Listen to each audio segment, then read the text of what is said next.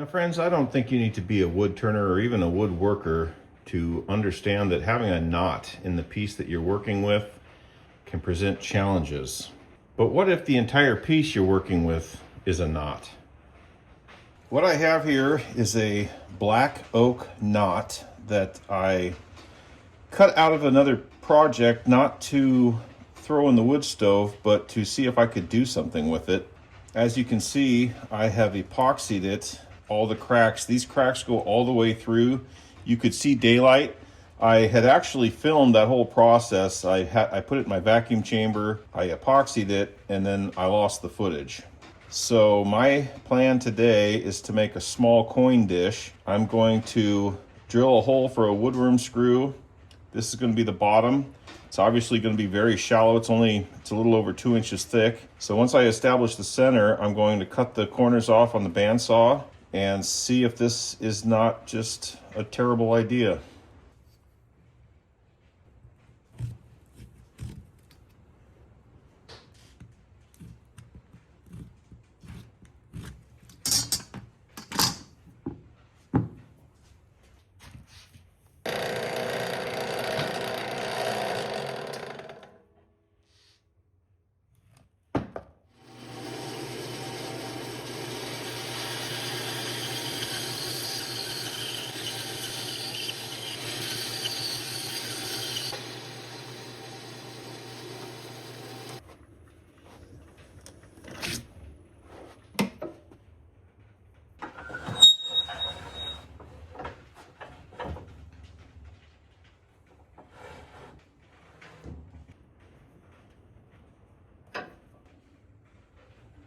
Being a very hard wood and a knot and epoxy, I'm going to start off with a carbide, see how that goes, and adjust as necessary.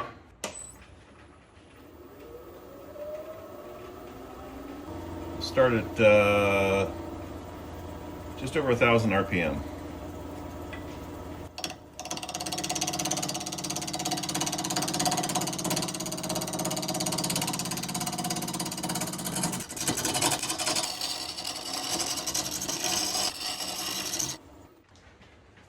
Well, that is cutting way nicer than I expected to, and holy smokes, you gotta see this.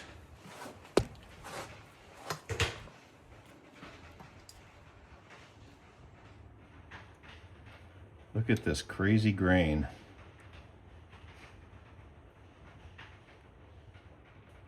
Saving this knot might have been one of the smartest pieces of wood I've taken on.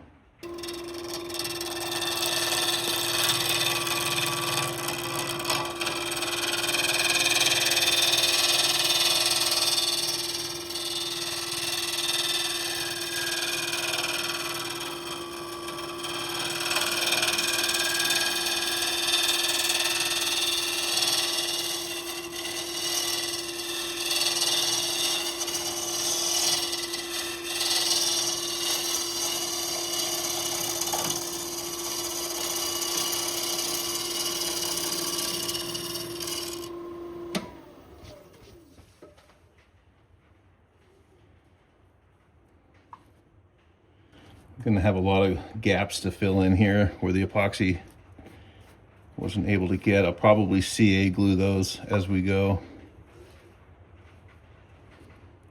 I'm gonna lay out my tenon real quick.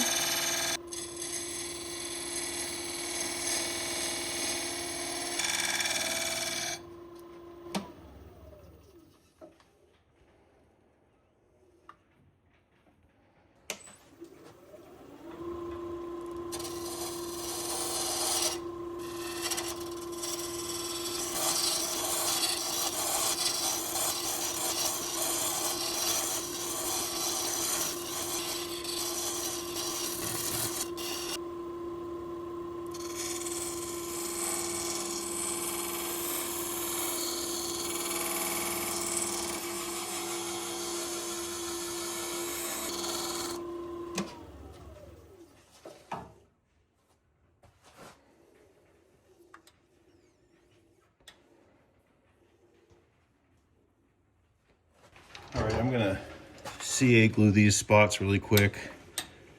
Man, this is a piece of cake so far.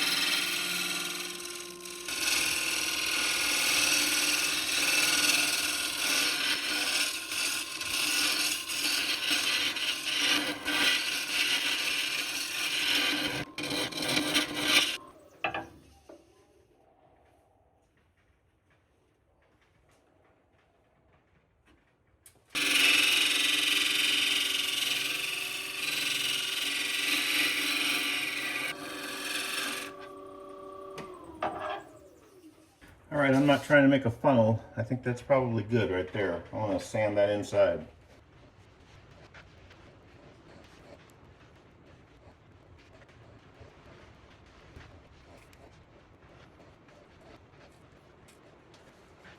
I didn't wipe the sawdust out of there. I'm wanting the CA glue to kind of trap it in with the epoxy. I think it looks kind of neat now that it's got the epoxy or the CA glue in it. And instead of using the accelerator, I'm going to let this soak in a bit and maybe dry on its own. And then I'll put it back in the chuck and sand it one more time. And then I'm going to put some Rubio monocoat on this one. All right, well, that should be all cured. Oh, no, it's not. Please hold. Alrighty, guys, it's chilly out in the shop this morning, but it's sunny outside, so I want to wrap up this bowl and get to making some lumber for my office. It seems to be good and cured now, so I'm just gonna take the high spots off with the carbide and then sand it. We'll be ready for some finish.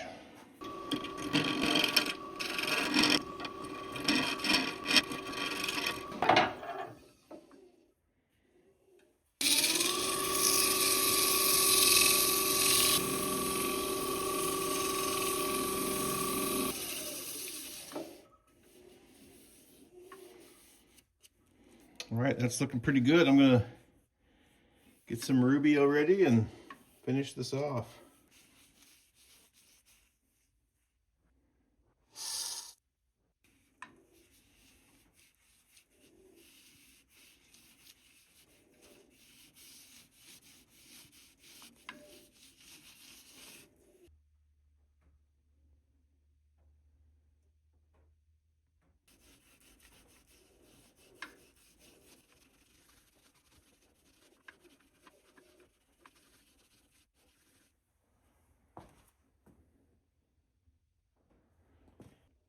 All right, I'm gonna let this soak in for 10 minutes or so and then buff it out.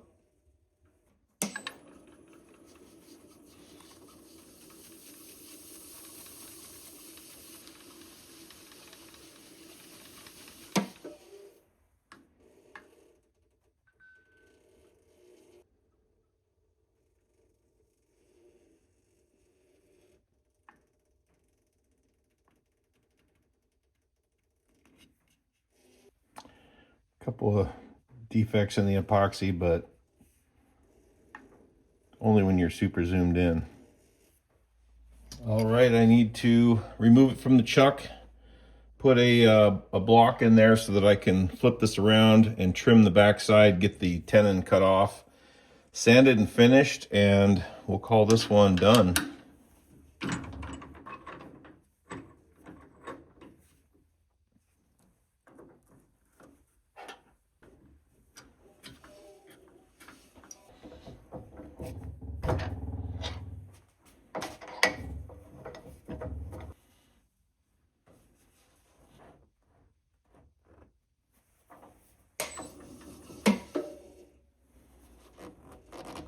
Now, hopefully I haven't gone too deep, and when I cut this tenon off, I don't lose it. I might have the tenon serve as a little bit of a base. Let's try that.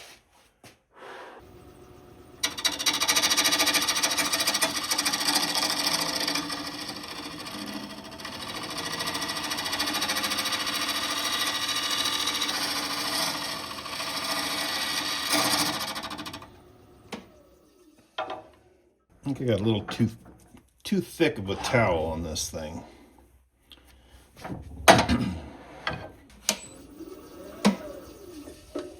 think what I need to do is turn this down so that it's true, because it's got a little wobble to it.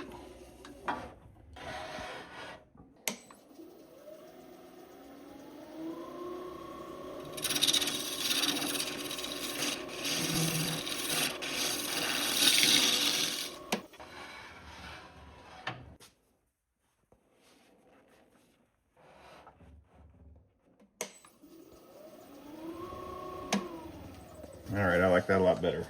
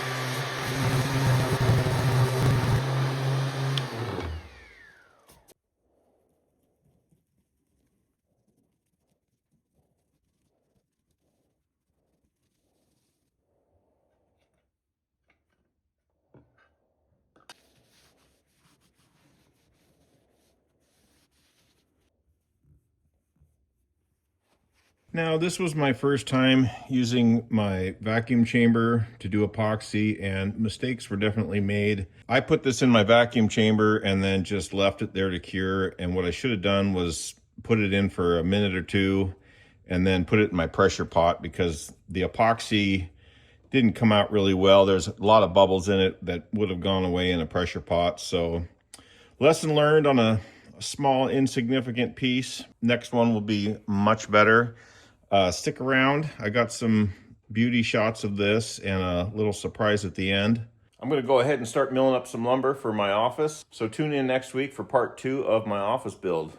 We'll see you soon.